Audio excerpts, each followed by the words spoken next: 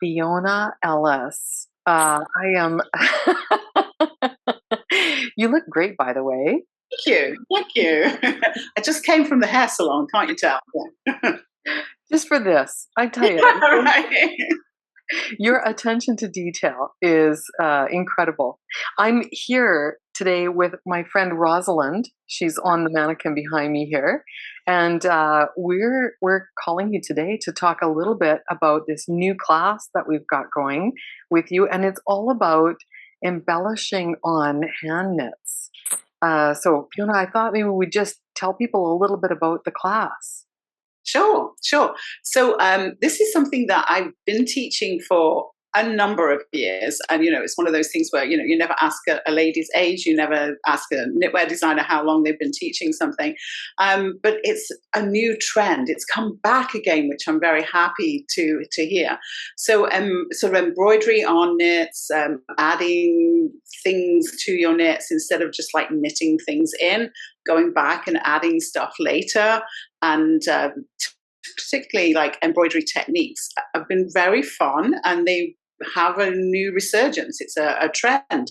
This was something that I developed when I was designing for ready to wear. It's something that is used in manufacturing, surprisingly enough, for embellishing, those holiday sweaters and all of that kind of thing. But there's lots of other ways that you can use it. So I thought it would be a perfect time to, showcase that and teach knitters how to do it. I'm really excited about that, and I'm wondering if you have some samples you might tease us with.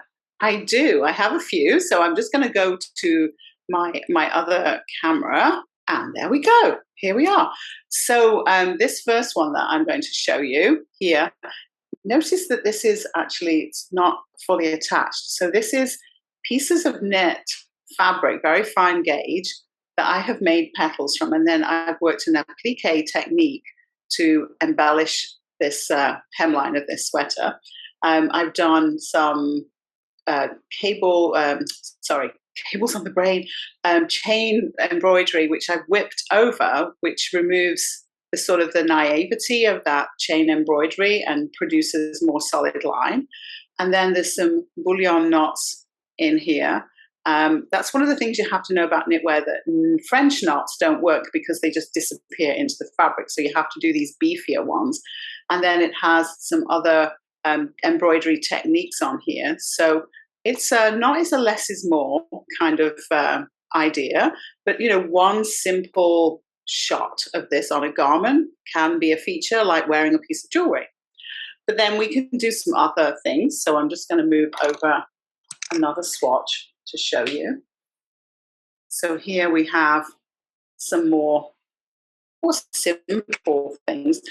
And this one has duplicate stitch, which is really important for all knitters to know how to do duplicate stitch, because especially if we do any color work, there's always one rogue stitch that we get wrong, even the best of us. So it's always good to know how to do duplicate stitch.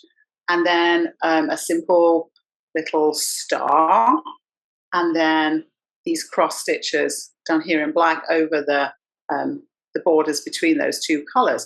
So it can be a little bit more playful, maybe. Doesn't have to always be all the bells and whistles.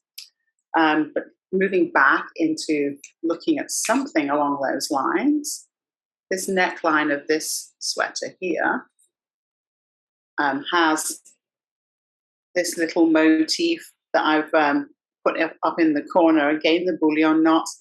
Here's the chain embroidery without whipping over. So you can see how it looks a little different. Herringbone stitch.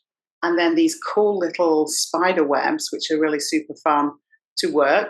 You can also use this to create like Dorset buttons with rings and put that spider web technique on those. So that's something else that you can add. You could be using these techniques to create your own buttons. So if you can't make something to match, you can't find the perfect button, you could make one. And then if we're looking at something a little bit more simple, maybe, I've used this chain embroidery around here so that the transition between the two colors is either highlighted or neatening up a line. Sometimes, especially if we're knitting something that has a curved line in it, we get those stair steps and it doesn't look great. But doing this kind of embroidery technique in the same color, maybe not in a contrast color, means that we can tidy up edges. So it's a good technique for adding, as well as embellishment, but just like adding a little detail to some of your patterning. And then this is the whipped chain stitch, and then just this little simple star in here.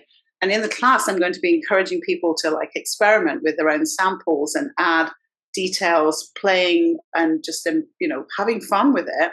And the great thing about it is that we can just take it out, and it's not knit in. You've not got to rip back rows and rows. We can just take it out if it doesn't look right, or we want to change the color, and we're just auditioning some stitch work in there. But lest you think it's just about really fancy things, sometimes our aesthetic leans towards tone on tone. So it's a really neat way of adding a textural layer to our knitwear. And this is just a little sampler of different types of stitches that I've tried out using the same yarn on the same, or it could be tone on tone with a shiny yarn instead of the matte, for example. So there's some of. Oh, go ahead, Cynthia. I'm so sorry to interrupt, but I love this sample, Fiona. I've been looking at it for days now because I swear that's a little bee on the top of the stem of that. Little bee is pollinating something, yeah.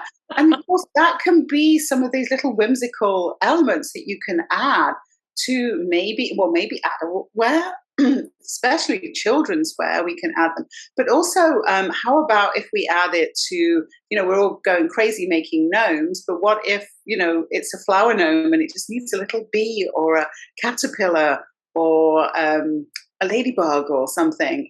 There's lots of things that we could add to our knitwear. I'm just going to come back so that I can see you now.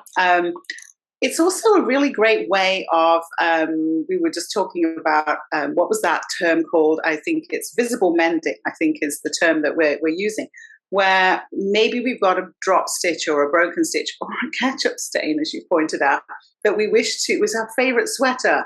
So we can go back in and maybe add a little decorative element over there, like putting a pin, hopefully it's in a strategic place, or we can embroider in the same color, and repair something. We can really add to it. There's a lot, I know we do this a lot on our jeans when I know I've added like patches to them and then embroidered on top. And it's a really great way of playing and having fun with the techniques. You can use it for pockets. If you don't want a garment that has all of this over, we can use it for repairing. We can use it for embellishing, like maybe making eyes for our little knitted creatures. There's lots and lots of different ways that we can use these techniques. That's really cool, Fiona. Now, do we need to bring, sweaters to the class? I think really just to bring, you could, but if you were to bring like a piece of stockinette fabric, that will give you something to experiment. It's a little bit like doing, should we say, the gauge swatch, that you want to try it out first before you go onto your garment and, like give it a go, see, experiment. And because if it doesn't work out, then it's just on a piece of sample. And once you know that it looks great, then you can repeat it onto your garment. But so just bringing a swatch of, from one of those gauge swatches, stockinette, solid color, maybe a pale color, some lengths of yarn in different colors, a blunt-ended tapestry needle, pair of scissors. Maybe if you've got some fun things, sequins and buttons and beads in your stash. I know nobody has anything in their stash, but if you happen to have, then maybe bring it along to the class. Well, that's perfect. I think that's going to be so much fun, Fiona. And I love your samples. So I'm looking forward to seeing how everyone else's swatches turn out. And thank you so much for bringing this class to River City Yarns. You are very welcome. I'm very excited to share it with everybody. And like you say, see what everybody else comes up with, because everybody is this unique technique.